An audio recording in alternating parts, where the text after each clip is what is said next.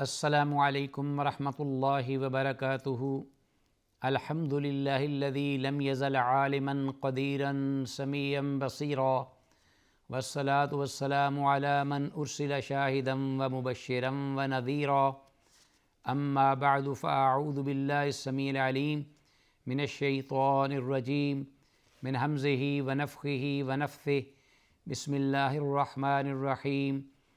فبشر عباد الذین یستمعون القول فیتبعون احسنہ،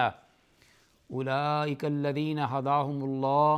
واولئک ھم اولو الالباب۔ ناظرین، پروگرام صوت ہادی لے کر حاضر خدمت ہوں اور اللہ کی بارگاہ میں دعا گو ہوں کہ اللہ تعالی ہم سب کو اس پروگرام میں دین و دنیا ہر اعتبار سے سن کر عمل کی توفیق دے، اور جو کچھ بھی ہم کتاب اللہ سنت رسول اللہ صلی اللہ علیہ وسلم کی تعلیمات کی روشنی میں سنیں سمجھیں، اس پر خود بھی عمل پیرا ہوں اور اپنے دیگر اہل اسلام بھائی اور بہنوں کو بھی ان کی طرف مائل کریں، انگیخت دلائیں، رغبت دلائیں، تاکہ یہ ایک صدقہ جاریہ ہو۔ سبحانک لا علم لنا الا ما علمتنا انک انت العلیم الحکیم۔ ناظرین، آج کی اس مجلس میں جو ہمارے زیر مطالعہ حدیث رسول صلی اللہ علیہ وآلہ وسلم ہے، وہ مؤلف رحمہ اللہ نے ایک نئے باب کے تحت ذکر کی ہے۔ کتاب الحج، حج کے احکام اور مسائل کا یہ سلسلہ جاری و ساری ہے، اور اس ضمن میں احادیث، جیسا کہ ہم نے اس سے پہلے کی نشست میں عمرے کا ذکر کیا کہ اس کی کتنی فضیلت ہے اگر رمضان المبارک میں ادا کیا جائے، اسی طرح آج کی اس حدیث میں جو کہ ہمارے پاس نمبر ہے 787 787، یہ حدیث عبداللہ بن عمر رضی اللہ عنہما سے مروی ہے، اور مؤلف رحمہ اللہ نے اس کو ایک نئے باب میں کے تحت ذکر کیا ہے، اور اسی باب کے تحت اور بھی چند احادیث ذکر ہوئی ہیں۔ انشاءاللہ ہم ان کو بھی اور اس حدیث کو بھی پڑھ کر ایک ساتھ اس کے چند مسائل کی طرف توجہ دلاتے ہیں۔ سب سے پہلے حدیث پر جو باب ہے اس کے الفاظ ہیں: باب استحباب دخول مکہ من الثنیۃ العلیٰ۔ اس بارے میں باب ہے کہ مکہ میں اگر حج اور عمرہ کی نیت سے داخل ہوا جائے تو معتمر یا حاجی پر یہ مستحب ہے کہ وہ مکہ کی بالائی علاقوں سے مکہ میں داخل ہو، اگر وہ اس میں آسانی سمجھتا ہے یا میسر سواری اس کو آ جائے یا وقت میسر ہو یا حالات موافق ہوں تو اس وقت، وگرنہ کسی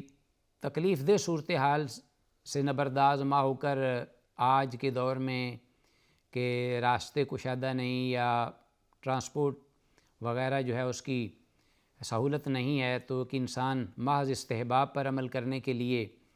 کہ یہ افضل ہے، ایسے نشیب و فراد راستوں کا اپنا پیچھا کرتا پھرے اور ڈھونڈتا پھرے ان کو،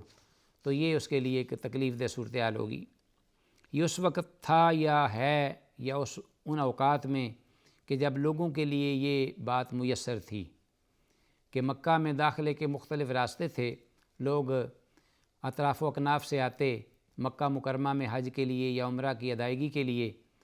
تو رحمت للعالمین جو کہ مدینہ منورہ سے چلتے تھے، آپ بھی جب آپ مکہ تشریف لائے تو اس وقت مکہ کی بالائی جو علاقے تھے وہاں سے داخل ہوئے۔ والخروج منہا من الثنیۃ السفلیٰ، اسی طرح جب انسان مکہ میں عبادت سے فارغ ہو کر واپس اپنے وطن یا گھر میں جانے کے لیے عازم سفر ہو تو اس وقت مکہ کو چھوڑے تو مکہ کے جو زیریں علاقے ہیں، نشیبی علاقے، وہاں کے علاقوں سے، وہاں کے راستوں سے وہ نکلے، ان کا انتخاب کرے، تو یہ مستحب عمل ہے۔ یہ ہے باب اور اس کے الفاظ کا مفہوم۔ اس ضمن میں ناظرین جو مؤلف رحمہ اللہ نے عبداللہ بن عمر رضی اللہ عنہما کی حدیث ذکر کی ہے، اس کے مختصر الفاظ یہ ہیں کہ ان رسول اللہ صلی اللہ علیہ وسلم کان یخرج من الطریق الشجرتی، کہ اللہ کے رسول صلی اللہ علیہ وسلم نکلتے جب مدینہ منورہ سے مکہ مکرمہ کی جانب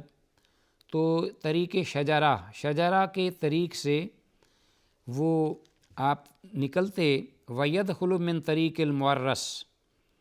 اور جب مکہ سے واپس آپ مدینہ تشریف لاتے تو اس وقت معرس جو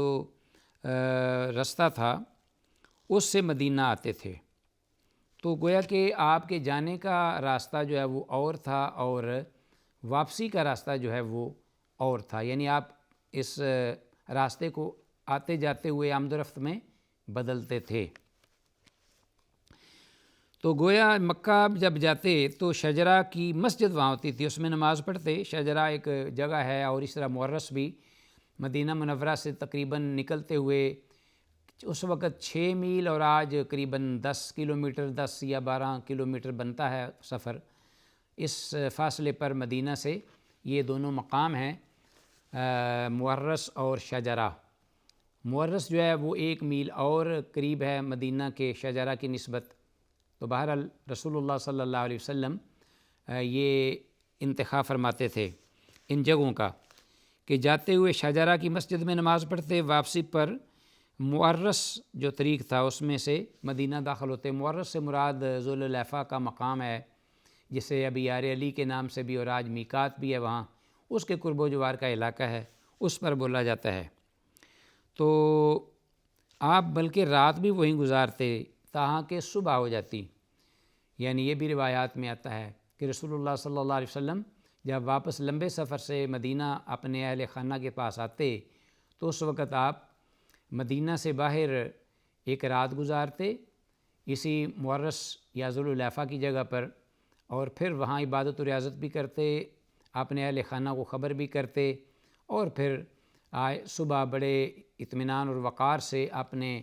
گھر تشریف لاتے۔ تو ناظرین، یہ تھا آپ صلی اللہ علیہ وسلم کا یہ ایک معمول تھا، لیکن یہ ایک اتفاقی معمول نہیں تھا، یہ بھی ذہن میں رہے، کیونکہ اللہ کے رسول صلی اللہ علیہ وسلم کا جو بھی عمل ہے وہ عمل شرع اور دین کے اعتبار سے باعث اجر و ثواب ہوتا ہے، خاص طور پر جس کا تعلق عبادات سے ہو۔ تو آپ صلی اللہ علیہ وسلم کو باقاعدہ خواب میں یہ دکھایا گیا کہ بعض علاقے جو ہیں وہ بڑے باعث برکت ہیں، خاص طور پر ذوالحلیفہ کے بارے میں بھی جو بیریالی ہے، تو آپ قصداً وہاں اہتمام کے ساتھ ٹھہرتے، رات گزارتے، اور رات گزارنے کے بعد صبح پھر آپ مدینہ تشریف لاتے تھے۔ تو اس لیے ایک تو ہمیں یہ معلوم ہوا اس سے کہ حدیث سے کہ انسان کو چاہیے کہ وہ اگر ممکن ہو سکے تو آج بھی مکہ اور مدینہ جاتے اور آتے ہوئے اپنے راستے بدل لے، اگر ممکن نہیں ہے تو کوئی حرج نہیں، وہ بھی جائز اور درست ہے، جس طرح اس کے لیے آسانی ہو۔ اپنے آپ کو تکلیف اور مشقت میں ڈالنا یہ شریعت کے ہاں مطلوب اور مقصود نہیں ہے۔ تو دوسری بات یہ ہے کہ جب اپنے گھر واپس آئے تو اس وقت اپنا گھر والوں کو اطلاع کرے، اور پھر بڑے وقار اور اطمینان اور سکون سے اچانک اپنے گھر وارد نہ ہو، تو یہ آپ صلی اللہ علیہ وسلم کا معمول تھا۔ آتے ہیں اس کے بعد آگے کی جو حدیث ہے، اسی باب کے تحت مؤلف رحمہ اللہ نے ذکر کی ہے کہ مکہ مکرمہ میں آپ کا داخلہ بلند راستوں سے، اور جب آپ کا خروج ہوتا تو نشیبی علاقوں سے تھا۔ حدیث نمبر 788 ہے، 788، حضرت عبداللہ بن عمر رضی اللہ عنہما کی حدیث ہے، آپ سے مروی ہے کہ قال کان رسول اللہ صلی اللہ علیہ وسلم يدخل من الثنیۃ العلیٰ ویخرج من الثنیۃ السفلیٰ، کہ اللہ کے رسول صلی اللہ علیہ وسلم جب داخل ہوا کرتے مکہ مکرمہ میں مدینہ سے تو ثنیہ علیٰ یعنی بلند جو ٹیلے تھے مکہ کے، وہاں سے آپ مکہ میں داخل ہوتے، اور پھر ویخرج من الثنیۃ السفلیٰ، اور جب نکلتے تو آپ نیچے کے جو نشیبی علاقے ہیں وہاں سے آپ مکہ سے مدینہ کی طرف ان راستوں کو منتخب فرماتے۔ تو بعض اہل علم کا یہ کہنا ہے کہ چونکہ آپ صلی اللہ علیہ وسلم یہ اس لیے فرمایا کرتے تھے، ایسا انداز اختیار کرتے کہ ہجرت کی رات جب آپ کو قریش مکہ نے یا دشمنان دین نے مجبور کیا مکہ اور اپنا گھر چھوڑنا، تو آپ حضرت ابوبکر صدیق رضی اللہ عنہ کے رفاقت میں اپنے ساتھیوں کے ساتھ جب ہجرت کے لیے نکلے، مکہ مکرمہ کے اسی ثنیۃ العلیٰ یعنی بلند مقامات سے آپ نکلے تھے، خفیہ چھپ کر بغیر اطلاع دیے، اللہ کی تائید اور نصرت میں توفیق میں آپ وہاں سے نکلے تھے۔ تو جب آپ فتح مکہ کے موقع پر واپس تشریف لائے تو اس وقت آپ علی الاعلان انہی راستوں سے واپس آ رہے تھے، یہ جتلانے کے لیے کہ ایک تو اللہ کی نعمت ہے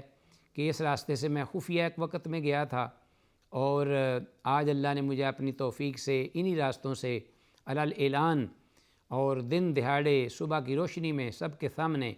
اللہ کے گھر اپنے گھر میں آنے کی توفیق بخشی ہے۔ تو آپ صلی اللہ علیہ وسلم نے ان بلند مقامات کا قصداً ارادہ فرمایا۔ لیکن جو اپنا صاحب ہدایت القاری فی شرح صحیح البخاری حافظہ اللہ شیخ، وہ یہ کہتے ہیں کہ ابن بطال رحمہ اللہ کا یہ کہنا ہے کہ آپ صلی اللہ علیہ وسلم کا یہ راستوں کا بدلنا ایسا ہی تھا جیسا کہ آپ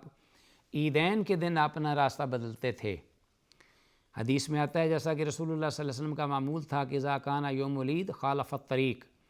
کہ جب آپ عید کے موقع پر باہر تشریف لے جاتے عید کی ادائیگی کے لیے، عید کی نماز پڑھتے، خطبہ ارشاد فرماتے، لمبی دعائیں کرتے، تو جب واپس تشریف لاتے تو آپ اس راستے سے ہٹ کر آتے جو راستہ آپ جانے کے لیے استعمال کرتے تھے،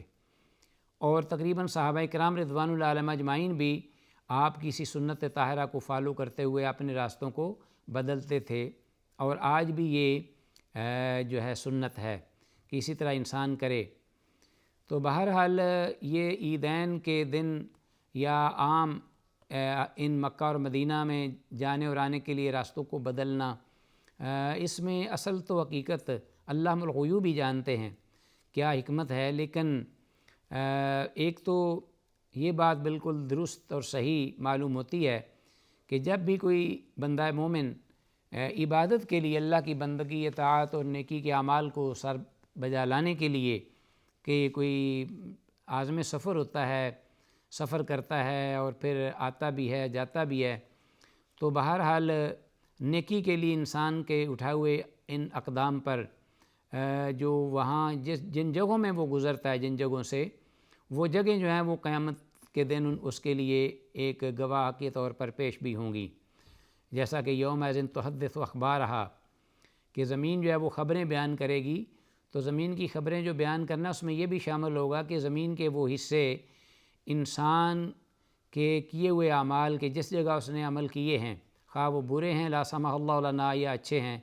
وفقنا اللہ، اللہ میں توفیق دے نیکی کے اعمال کرنے کی، تو زمین کی پشت پر زمین وہ بتائے گی اور گواہی دے گی۔ تو جب انسان نیکی کے لیے ایک عمل کے لیے جاتا ہے لمبے سفر، تو واپسی پہ اور سفر اختیار کر کے آتا ہے واپس، تو گویا کہ ایک طرح اس نے اپنا گواہ جو ہے وہ اس میں اضافہ کیا ہے نیکی کے گواہوں میں۔ اور دوسرا یہ بھی ہے کہ ایک نیک فعل ہے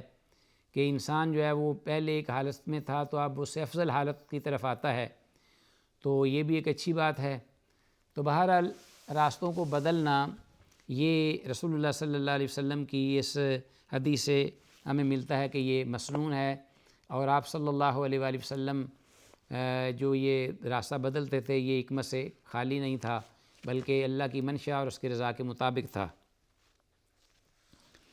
آگے آتے ہیں، دیکھتے ہیں کہ دوسری اور تیسری حدیث اسی باب کی کہ مکہ میں داخل ہوتے وقت بلند راستے سے اور نکلتے وقت نشیبی علاقوں کو منتخب کرنا یہ مستحب عمل ہے۔ حضرت عائشہ رضی اللہ تعالیٰ عنہ کی حدیث ہے، حدیث نمبر 799 789۔ ام المومنین حضرت عائشہ رضی اللہ تعالیٰ عنہ فرماتی ہیں کہ ان النبی صلی اللہ علیہ وسلم، کہ اللہ کے نبی صلی اللہ علیہ وسلم لما جاء مکہ تھا، جب مکہ تشریف لائے، داخل من اعلیٰ و خرج من اسفلہا،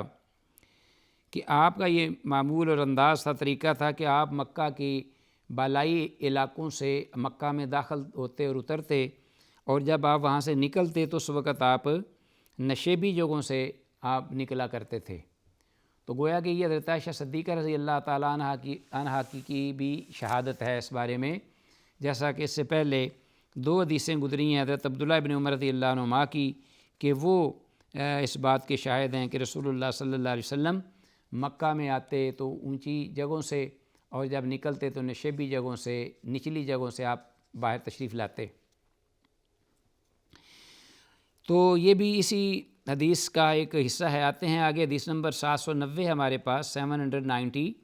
یہ بھی ام المومنین حضرت عائشہ رضی اللہ تعالیٰ عنہ کی حدیث ہے، لیکن اس میں قدر الفاظ کچھ مختلف ہیں، غالباً اسی لیے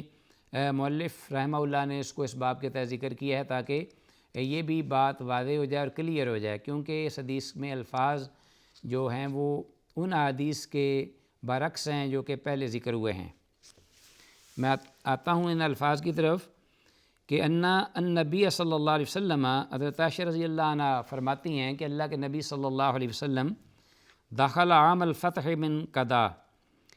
کہ آپ داخل ہوئے فتح مکہ کے سال قدا مقام سے، وخرج من قدا او من قدا من اعلی مکہ تھا، اور اسی طرح آپ نکلے قدا مقام سے یا قدا مقام سے مکہ کے بالائی حصہ سے یا بالائی جگہوں سے۔ ناظرین، آپ نے دیکھا کہ اس حدیث میں الفاظ بالکل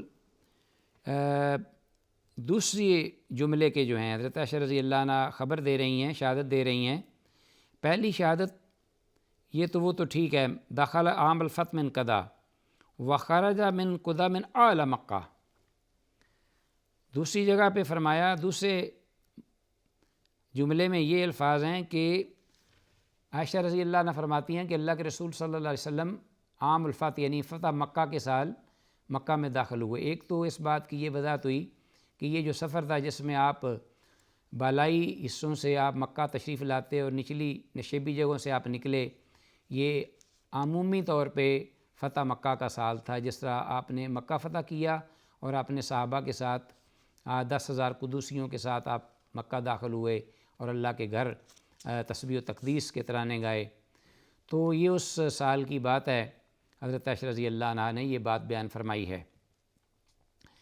تو عام الفتح کا یہ معاملہ ہے، حجۃ الوداع کا یہ معاملہ نہیں ہے، یہ موقع نہیں ہے، بلکہ فتح مکہ کے موقع پر یہ آپ صلی اللہ علیہ وسلم نے راستہ بدلا۔ ایک تو یہ بات۔ دوسری بات کہ حضرت عائشہ رضی اللہ تعالیٰ عنہ فرما رہی ہیں کہ آپ جب واپس ہوئے